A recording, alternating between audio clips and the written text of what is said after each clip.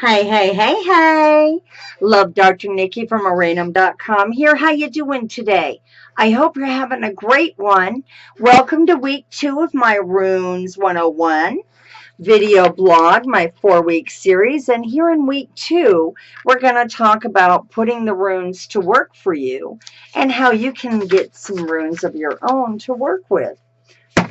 Easiest thing to do is to start with you getting your own runes to work with. They're really very simple. It can be as easy and simple as tearing up some paper and writing the individual runes on a piece of paper and tossing them into a cup and turning your head and pulling the paper from it. The main point I need to stress is, whichever way you make your own runes, if you make your own runes, you really should approach it with a certain amount of reverence. The runes are a system that is well over 2,000 years old, and it's still here, so it's got to be good for something, right? So I do recommend you approach it with reverence. I usually have a candle burning when I'm working with runes or creating new runes. And don't let just making rune stones constrain you. If you're creative or artistic, you can do things like this. My husband made me a great set of tiwas, which is the spiritual warrior, if you remember from last week. And he made me a great pair of tiwas earrings. So if you want to get creative, you can even make runic jewelry to wear, which helps you stay on your spiritual path. That's why I wear those of the spiritual warrior as a spiritual professional. I'm constantly reminded to be on my spiritual path. So some of the other things you can make runes out of, you can make runes out of like river rock or creek stone, about pebbles of stones about that big. You want to try to get small ones. You can find blank runes in some of your New Age stores.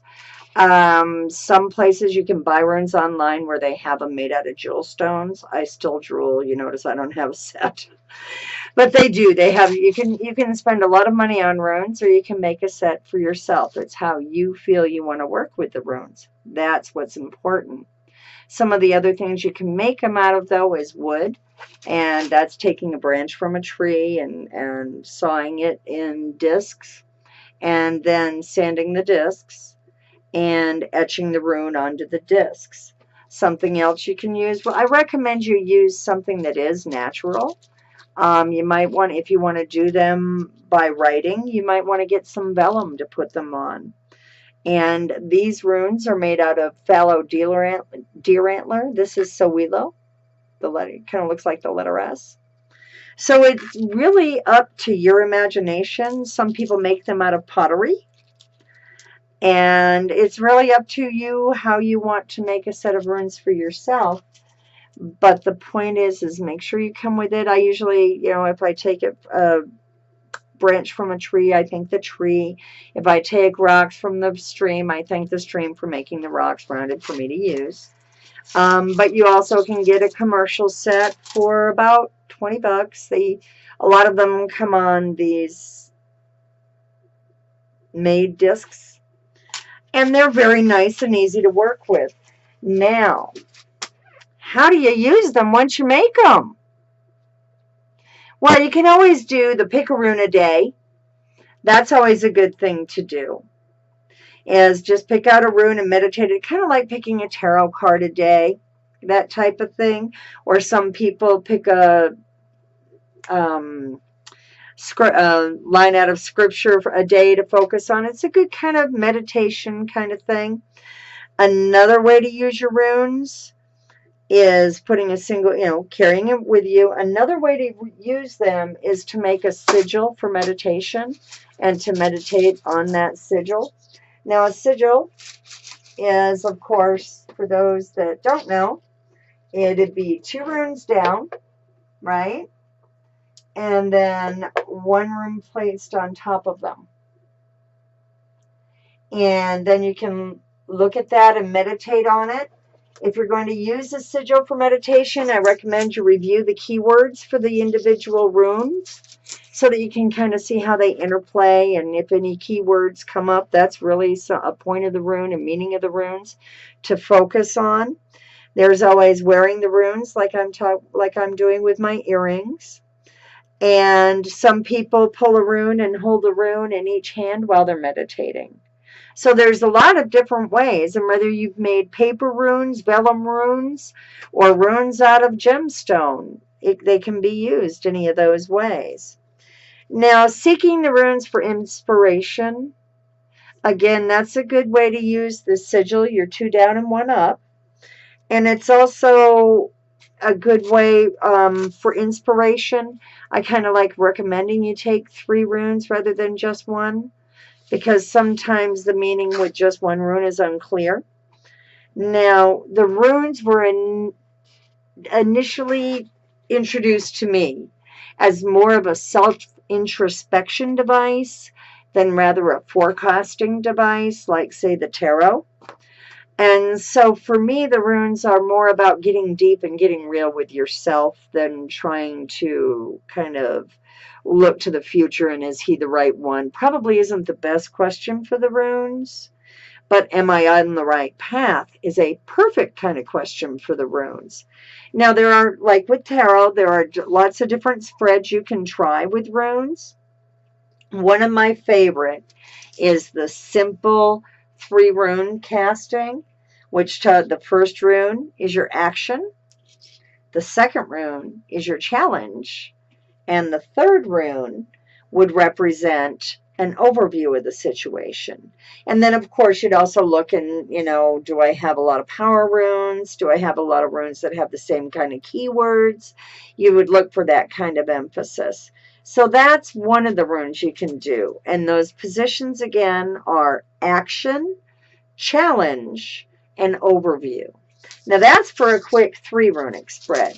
Now if you want to do something a little bit more in depth, get a little bit more information, play with your runes, and this time pull 5. Yep, just pull a handful. And the first one would be your overview.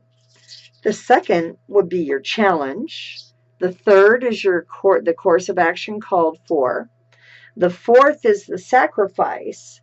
And the fifth is the new situation evolving. So you're going to want, and I pulled Odin. I love that. So you're going to want to, again, make sure, you look at your overview, your challenge, course of action called for, sacrifice, and new situation evolving. Each one of those has their specific meaning, but again, you want to look at the whole thing and see how these interrelate with each other. And then we have the runic cross. Now this is an awesome spread. It takes 6 runes. And these runes are a little bit too big for my hands, so I pull them out like this. And you start with the place number 1, which is your past. Place number 2, which is the you now. Position number 3, which is the future. And then you have your foundation from position number 4. Position number 5 is your challenge. And position number 6 is the new situation evolving. And you notice how it kind of makes a cross shape here? And that's why they call it the runic cross. It's a great place and a great way to go if you're looking for what to do in a really difficult situation, what your best course of action could be. And then there's also a couple special spreads that you can do. One is if you're having a really hard time rectifying a situation or getting closure on a situation, and that is the runes of rectification. And there are 5 runes in the rectification spread. And you do it the same way. Now the first rune is what happened. The second rune represents how do you truly feel about the situation? Are you harboring hidden emotions about it? The third rune is how you would do it differently. The fourth rune is the desired results, what you desire to receive, what you hope will happen in this situation. And your fifth rune are the insights you gained from it.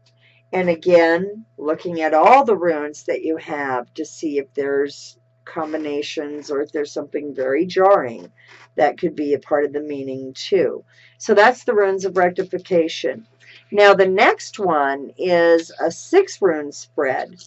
And this one is called the Runic Destiny Profile. And it starts out, it's kind of a good way to check in, especially if you've been through a big life change. It's a good one to look at. And you start out with, what is my nature? Why was I born? And then the third one is, what is my vocation? Fifth one is, what is my destiny? I'm sorry, the fourth one is, what is my destiny? The fifth one is, what is my cross? And the sixth is, what is my unified self? So each of these different spreads can give you different insights into a situation. And again, you always want to look at what you got out there. Are there correlations between it? Now, another way to use your runes is a way called casting. And a lot of people do castings with runes. And that's not using any particular spread like we were doing before. What you do when you do a runic casting, and I'm going to use my smaller runes because I can hold all of those in my hand. I have very small hands.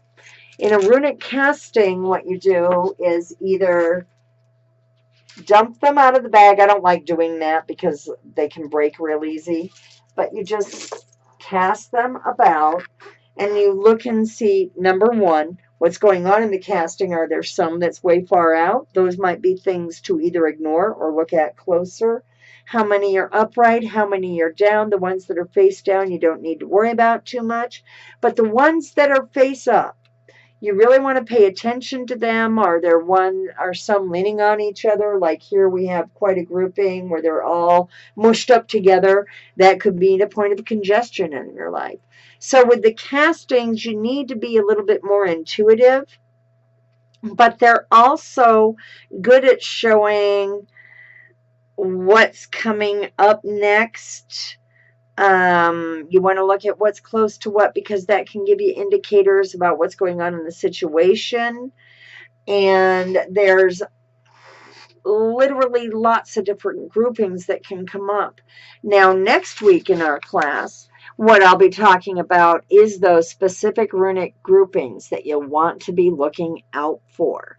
Because if you have a predominance amount of those runic groupings in your casting or in your spread, you'll want to make sure you look much deeper into where your question is going.